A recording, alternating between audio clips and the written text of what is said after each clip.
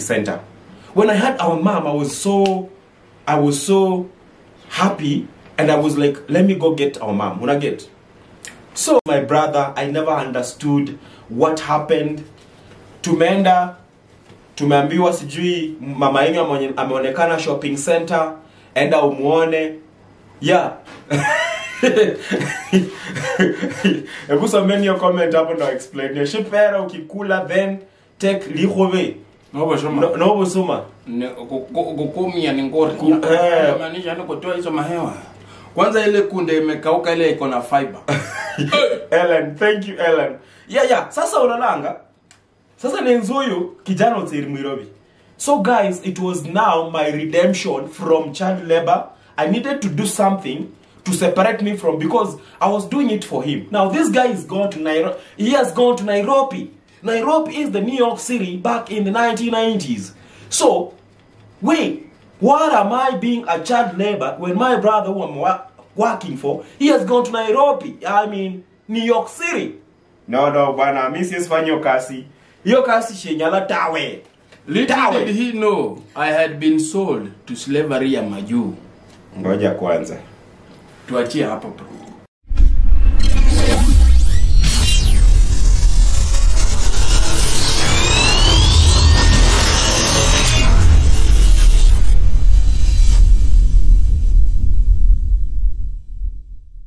Hapa kidogo akarudi kwa kidogo. Our dad was destroyed by witchcraft to the extent Isis mama straight. Our dad used to walk like this, and he was young. He was in his 40s. Very young guy. But he walks like bending, like I don't know how to even to put it. So the guy alikuwa incapacitated ile way yenye haizi fanya job. And this is witchcraft. And let me tell you, the witchcraft was brought because munasikia mambo Pastor Ezekiel anasema nyota. Don't take that thing for granted.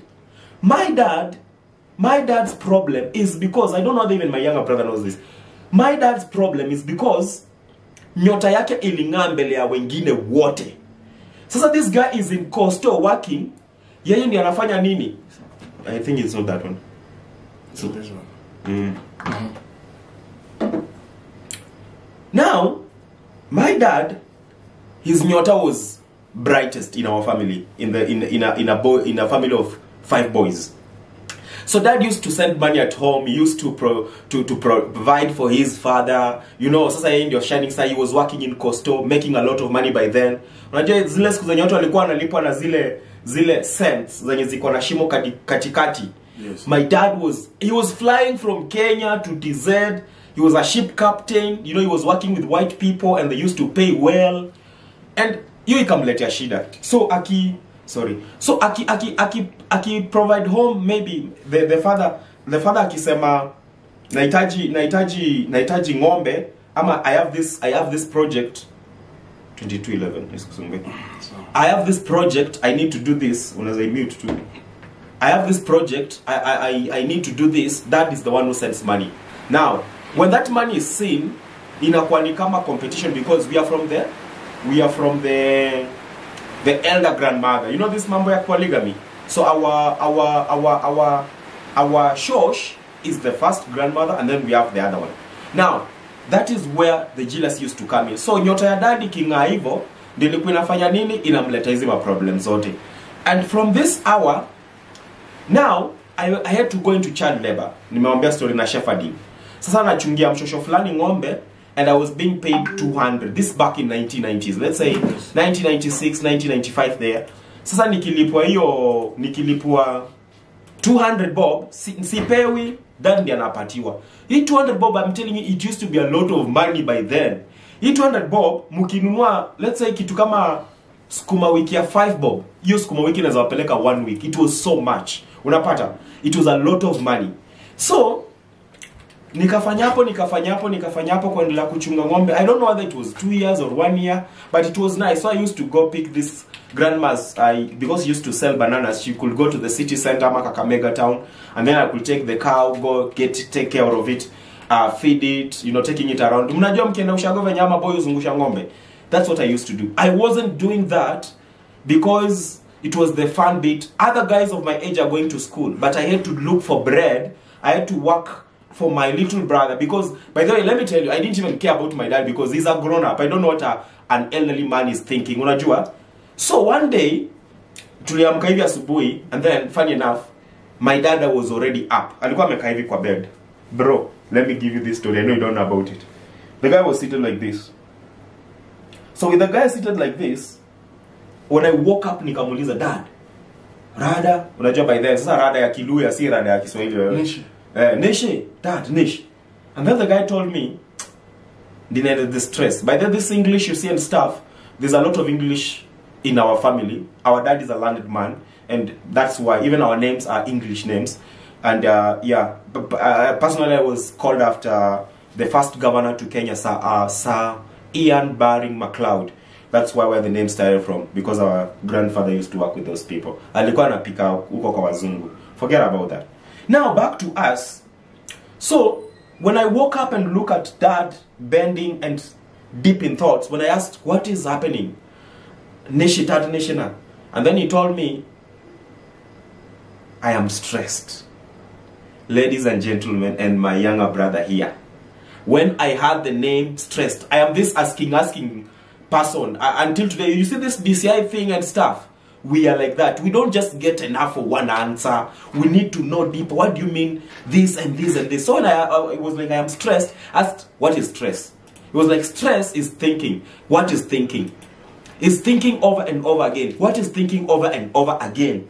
So it is thinking like this. So I'm thinking tomorrow you guys supposed to wake up. You're supposed to be clean. You're supposed to eat. You're supposed to be educated. You're supposed to be healthy. I'm supposed to have money. I'm supposed to be neat. I'm supposed to be a man like any other man in the society. Sasa hizi vitu zote, let me tell you, ladies and gentlemen, and my younger brother. Vile dada linishow hivyo, bro, from then, I started thinking immediately like him. At 6 years old, I was already figuring out tunafaa kukula nini, and I was like, now funny enough, I don't know, I think I was born with this kind of wisdom, or we were born with this kind of wisdom, the way you see we do a thing. So when he told me like you have to figure out what to eat, nini, no, I had to ask him, so how can I help?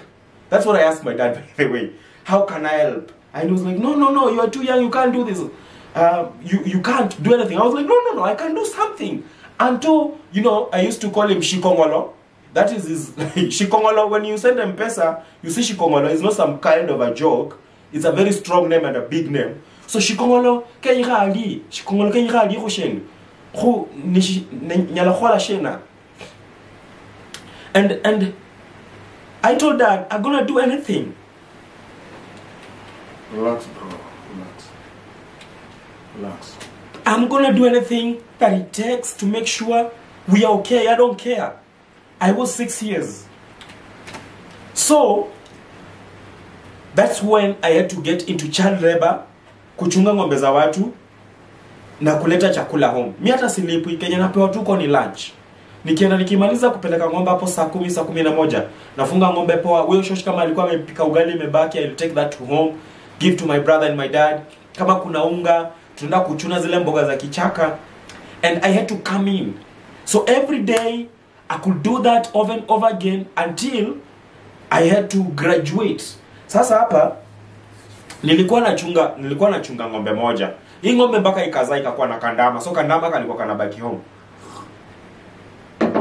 So later on nikaenda sasa huku kwenye ilikuwa Idaho North, kwenye nimezaliwa. Huku ni Bushitsula village.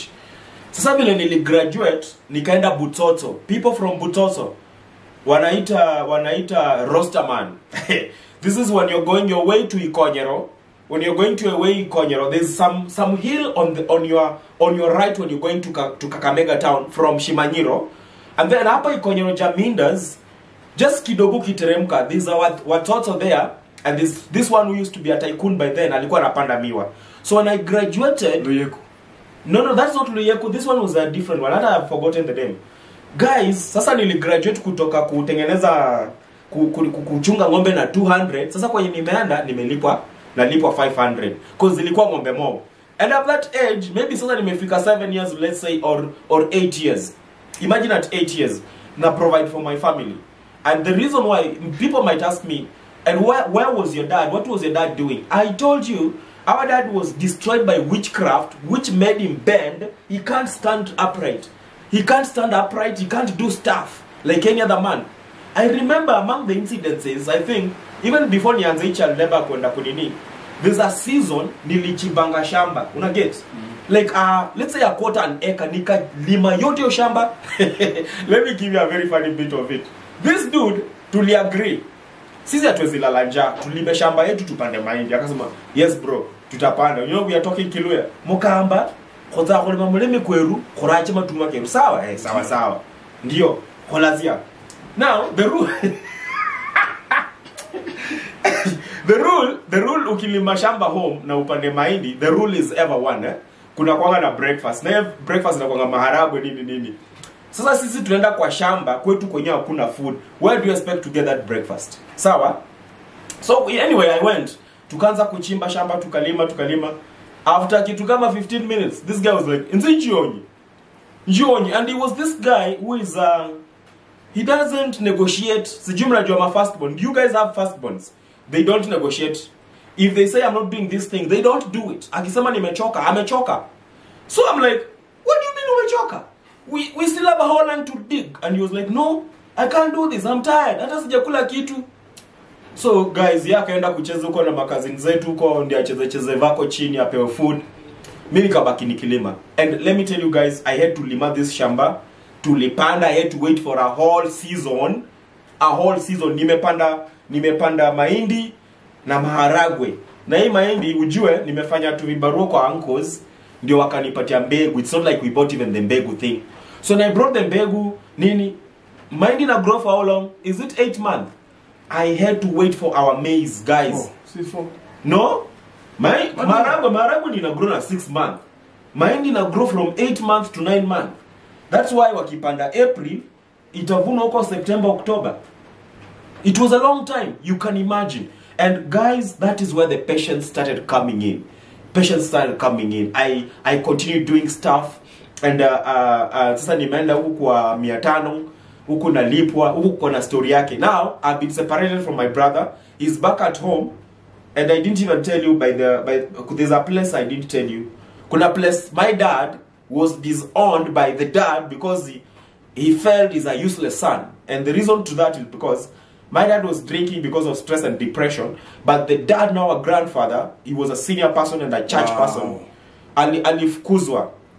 Unaona? Thank you. Alifukuzwa. So dad alikuwa disowned from our 6 months.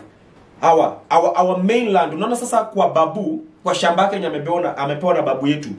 Babu alimdisown. Reason being because dad alipata kazi nyingine hapo ya kuchungia mtu plot. Na hii plot ilikuwa mpaka na nyumba ndani. Ndio watu wasi grab land. So dad ali have to move into that plot plus us. So mimi nimemove hapo to yeah. So sorry for that interruption. We're trying to record this so that those who will miss it or those who can't get everything clearly, mutaiwatch kwa YouTube channel yangu, sawa? So msiwori. Thank you for the gifting. We really appreciate. You don't take it for granted. So hapo kwa channel labda nalipwa 500. Sasa there's something that happened from there. Now I've been catering for this guy and this was our daily lifestyle. We used to live like animals. I'm a birds. You see, we used to live like animals. I'm a birds. The reason why I'm saying so is because we could wake up in the morning, we have no dream. Totally no dream. Unanile mnaamka kama wanyama, mnaenda mnakula hapo manyasi, mnaenda mnakunywa maji, mnakunya hapo kwa barabara, mnarudi home. That was us. On daily basis like animals. Sasa saa zingine tuende tushike tu fish. I don't know fish. Thank you. I don't know to fish atushiki. Ukishika ni tudogo you can't eat. Hakuna mboga tumepanda. Hakuna mahindi. As in, hata animals ni better because animals wanajonga unaenda ile place unakula majani, unafanya nini, unasikia poa. But for us, I'm telling you, it was difficult. Bringing up the Truth Watchdog was a hell of a job. A hell of a job, remember, it does not mean because of the poverty and the lacking does not mean you are not human beings. You still have behaviors that I need to correct, like a big brother. He still misbehaves. He'll go fighting. meet some kids who are arrogant and rogue, the guy will discipline them. He will beat the shit out of them. Unaona ile? Because you have to fight for yourself. We don't know. Sisi niliwaambia kwa ile live kidogo tulifanya. By the way, sisi hatujui hizi vitu zenye mnaona Cocomelon, mimi hata nashangaa hizi ni nini.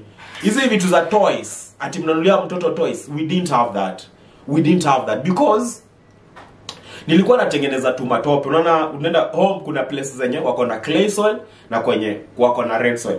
Sasa ngoja nirudi kwa red soil. Huku kwa red soil sasa huko ndio kwetu. My friend, kama kuna kitu inaitwa jiggers, Tsenyende inapenda red soil. Hata huko Muranga mwenye mnasikianga ule nani anaitwa Mwangi, the guy who fights jiggers. The soil there is red. Vichinji and Tsenyende and red soil wanakuanga hivi. They don't separate. So in this scenario kuna time tulikuwa na kulo na dudu mpaka miguu. You can't walk. Especially kama kuna umande. You know umande? Dew. When the grass gets wet during the night and then it serves that water and then it's so cold. Now the sharp blades of the grass, ikudunge kwa hiyo kidonda ya nyende, you will hate yourself. You will hate yourself. So what used to happen is it was so difficult for me. I need to cater for this young man mwenye amekulo na nyende, and I am not an exceptional. Pia mwenye na beba pia amekulo na nyende. We are nyendias. So we are nyendias. That's a new one. So I have to carry this guy at some places because we can't walk fast. Sasa sinimewafikisha hapo kwa kuwaka pa, that one was fast tracking. Kabla hapo kwa nyende.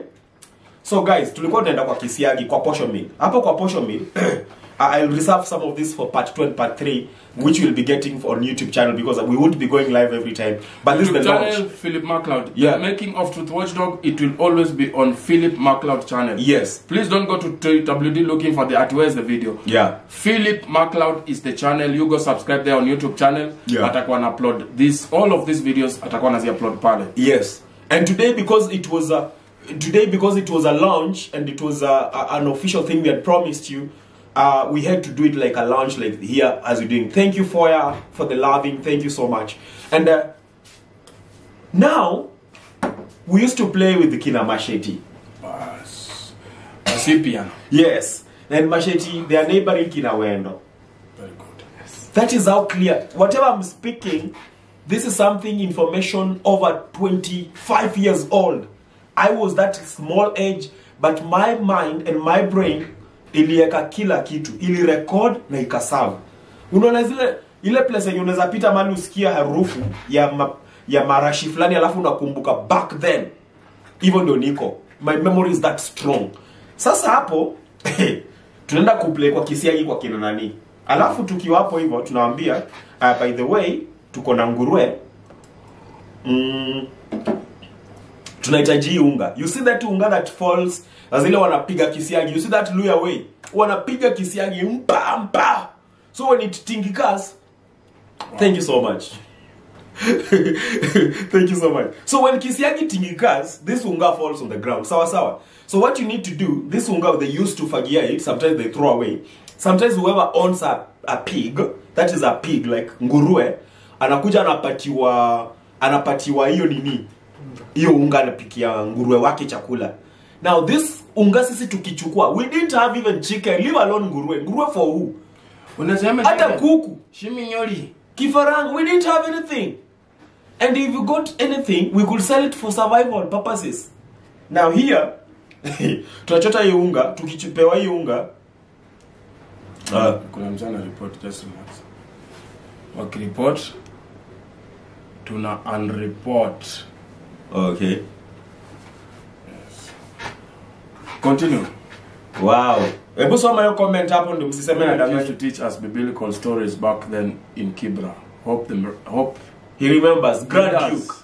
Guys, please follow Philip. This is his account on TikTok. Follow him for me. And then on YouTube, MacLeod Philip is also the channel. Yeah. Now, do you see this comment you can see on your screen? I can't pin it. That unga for free. Yeah, sasa unajua, yeah, I'll tell you about that. I'll come back to that. Now, you see this one, because I used to mentor my brother, cater for him, that thing never left me until as I'm talking today. So when we were in primary school, by luck, I got these guys, SDA guys, who are teaching biblical, biblical, like a diploma in theology and stuff. Sasa mimi nikaenda kujifundisha mambo ya Bible, and that is how I get born again when I was in class 6. Adolescence meshika moto. Now that is where I used to preach to kina Grant Duke, and I used to tell them those things. Watakwambia hapa tu sahi, I've inspired thousands of kids from Kibera Primary. I was the captain back in 2005 and 2006. But hiyo itafika tukiendelea hii series itakuwa kwa channel yangu. I'll be recording and uploading for you. Now back hapo penye huyo ndugu alikuwa amesema, was it for free? This unga when they gather it and then save it, it was for sale for those guys who have pigs. Sawa sawa. It was for the guys who have pigs. But since we were befriending those children of the owner of Kisiagi who are in charge, tukitoka hapo jioni tungedanganya nguruwe na wanajua vizuri hatuna nguruwe. Tunachota hiyo unga, unaficha venye unaweza.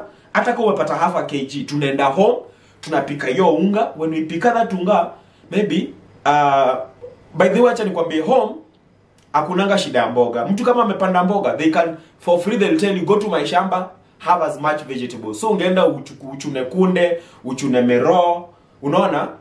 Temboka. Yes, Temboka was for free, was growing by itself. Hata ungehitaji kunini. I've seen Becky saying, Joy Becky saying there, I was a school captain. And remember, for you to grow, for you to grow to a level of becoming a leader, you must have gone through some training and all that. This training I'm telling you about, it was taking care of him. Now, taking care of him was the making of the Truth Watchdog. Ladies and gentlemen, I won't lie to you, blah, blah, blah. I didn't even know what I was doing. Like, I told you, we never had dreams. The way we used to say, like, when I grow up, I want to be an engineer. What is an engineer to start with? When I grow up, I want to be a pilot. Who is a pilot? So we never used to dream. Dreams used to dream us. You get my point? We never used to call people poor. People used to call us poor of the poor. Because, manze, ushaikula ugali na chumvi, usione hizi mwili ufikiria ati tunakula Cerelac, siji wita Bix, siji what. My friend, hizi mwili tumekula mboga kama wanyama, kama mbuzi for many years. You get it? Tulikuwa tunakula, yeah, we had a neighbors hapo darajani. Yeah. Thank you so much. So unaona, unakula ugali na chumvi na God anakusustain. Unakula ugali kona changarau na chumvi, God anakusustain. Unaamka the following morning. Hata sijawafikishia penye tumefika Nairobi. So mimi ndio bado hapo niko hapo kwa hii ni ya place ya kuchunga ng'ombe. So I've been separated from my dad and my brother. Amebaki Western Kenya, Idaho. Mimi niko Butosoland. Butosoland, they are very rich guys, by the way. They grow sugar cane. Where I come from, they do maize and beans. Some do it in large scale, some in small scale. For large scale, they do it for selling and stuff. For small scale, it's just for, for feeding the family and stuff. Now, I'm from among these people, large families, not so small tract of land, but it cannot be for commercial purposes. If you want to do that, you will only need to do it to lease land. Unapata extra land kwingine, unalipia, unapanda hiyo season, unapata mahindi yako. Now, back to my little one here. Sasa, mimi si nimekuwa separated from my brother, amebaki nyumbani. And, wow, respect, thank you so much. Amebaki nyumbani, and I'm down there trying to make it. And then I hear, my brother has left. To where? Nairobi. Now, you guys, wait for this. Kunywa maji, papa.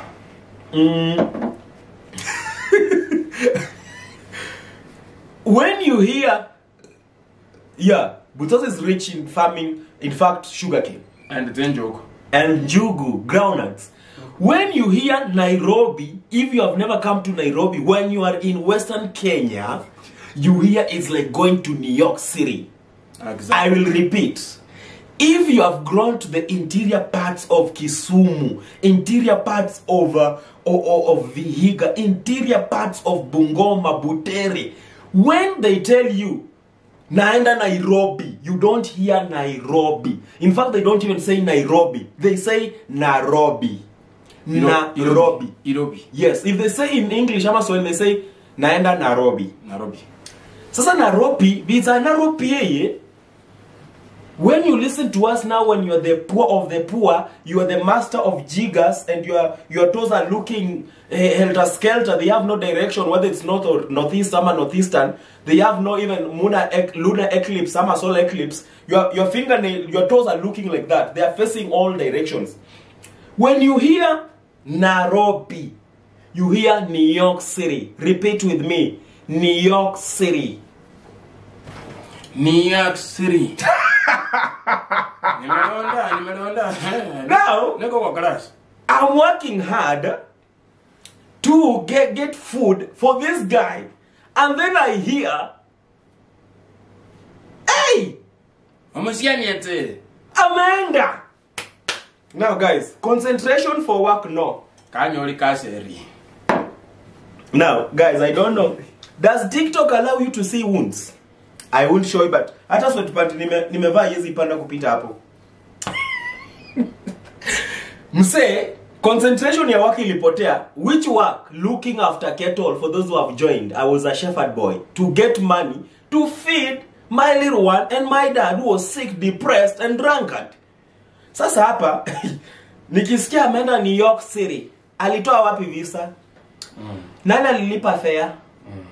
Easy Coach, Eldoret Express, ama Mbukinya 1, ama Mbukinya 2, ama Matunda. Alienda aje, are you joking with my psychology? You cannot can. Ay! So I have lost the psychology of working. Siku moja nimekaa hapo, I think ilikuwa Christmas. Now I'm fantasizing. Nilikuwa nataka kusema kufanto. Nimelala hapo kwa kichaka nilikuwa, for the first time Christmas, nilikula chapati na dengu. Bro. Na nilikuwa nachunga ng'ombe. Nililalisha. Have you ever ate something that you've never eaten and it was sweet until when you eat it you just sleep? It's like I was swimming in the pool of yogurt and chocolate and dark chocolate. Nimelalisha hapo hivyo. Kidogo nikasikia uwi. Hizo ng'ombe. Ng'ombe zilizama matumaka wina. Ai! Umechoma. I am sleeping. Whatever I was doing cannot be recognized by my brain. The cattle I was looking after zimeenda kwa shamba mwenyewe na ni watoto ni kwenyewe, mimi sijui zinakula mahindi. Ai! Umeona nakula chapati. Unaona yuko emoji jamaa makeup Raila makeup ka kukimbia. That one now. That one. Mimi naona mtu amekuja nyuma yangu na panga like, am I dreaming or seeing? Am I seeing or dreaming? Dreaming or seeing? Run. You guys, you've never seen drama. You've never been in a live drama. Acha na comedy ya shilingi 2 kwa milioni. I'm asking you. You are sleeping. And then you hear, "Hui! Hizo ni ng'ombe sana ni komandi yangu." And then you like, am I dreaming? But I'm sleeping. But even if I'm sleeping, where am I dreaming? And what time is this? I'm sleeping. So, where is the kettle?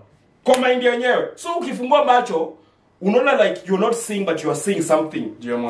And whoever is running after you, because you ate chapati moja na dengu, you slept like a king. Hey! Sasa ni muguni ponye. Run for your life. But if you don't run, I am running for my life. Nimeenda. Bahati mbaya, unaona ushagona kwa njia wanakatanga hizi kichaka na zimesimama hivi refu. Vipera. That vipera is so tough. Hata kuni yake. Nakwambia ukichapo ili uchapo na Luciola lakini sio shepera. Shepera will chase the demons out of your skin. Nakwambia nilikimbia nikaanguka, shini yangu ikadungwa na hiyo kipera. Ikaingia ndani. Number 1, I will repeat. The confusion of he has gone to New York City, Nairobi. Vinarunji fair. Nivi. Atsera arena. Ngorwa. Mutu kashina. Easy Coach. Eldoret Express. Matunda. Mbukinya 1, Mbukinya 2. Manyanga. Manyita. Aleana. Irobi. Wabina. Manyida. Bas. So those are the factors. Nikadungwa. Siku moja nikipata chance nitaonyesha hiyo alama iko hapa until today. And these are the scars of life. These are the scars and the pain I've gone through to make the brand you have today. And we're on the Truth Watchdog. Najua mtaniuliza maswali like 1000. How did you get to know how to speak like that? You went to school how? And you know, In a Caribbean, it's because we are both Bantus. If you didn't know, we are both Bantus.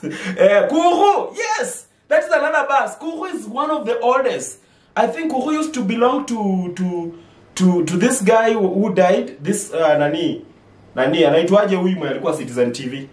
That watchman guy, anaitwaje? Papa Shirandula. People just go names they don't understand. Papa is Baba.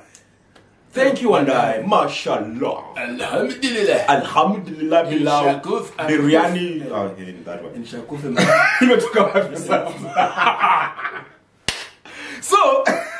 So ndio hiyo sasa. So